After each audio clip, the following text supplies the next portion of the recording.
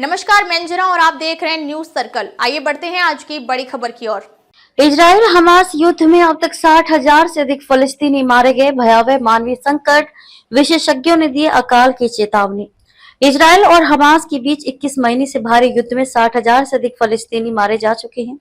Gaza के स्वास्थ्य मंत्रालय ने मंगलवार को कहा कि 7 अक्टूबर 2023 को हमास के हमले के बाद से मृतकों की संख्या 60,034 हो गई है तथा 1,45,870 लोग घायल हुए हैं।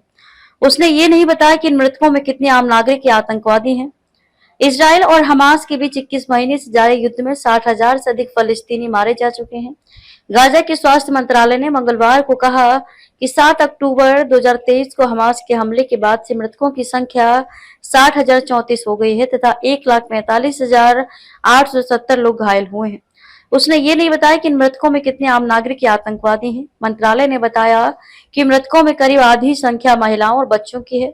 संयुक्त राष्ट्र और अन्य स्वतंत्र विशेषज्ञ इसके आंकड़ों को हताहतों की सबसे विश्वसनीय संख्या मानते हैं। इजराइल के आक्रमण ने गाजा के विशाल क्षेत्रों को नष्ट कर दिया है। लगभग 90% आबादी को विस्थापित होना पड़ा है और गाजा में भयावह मानवीय संकट पैदा हो गया है, जिसके कारण विशेषज्ञों ने अकाल की चेतावनी दी है।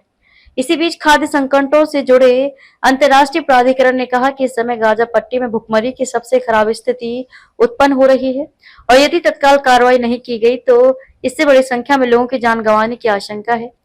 गाजा से कुपोषित बच्चों की तस्वीरें सामने आने और वहां भुखमरी से जुड़ी घटनाओं की खबरों के बीच integrated food security phase classification ने मंगलवार को ये बयान दिया है।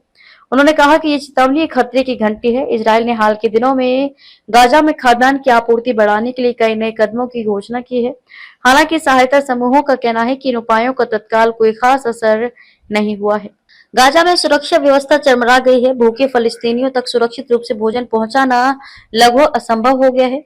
वहां पहुंचने वाली सीमित सहायता की कालाबाजारी शुरू हो गई है। व्यापारियों द्वारा जमाखोरी की जा रही है और खाद्य सामग्रियों को अत्यधिक कीमतों पर बेचा जा रहा है। यहाँ 1 किलो आटे की कीमत $60 और 1 किलो दाल की कीमत $35 तक पहुंच गई है।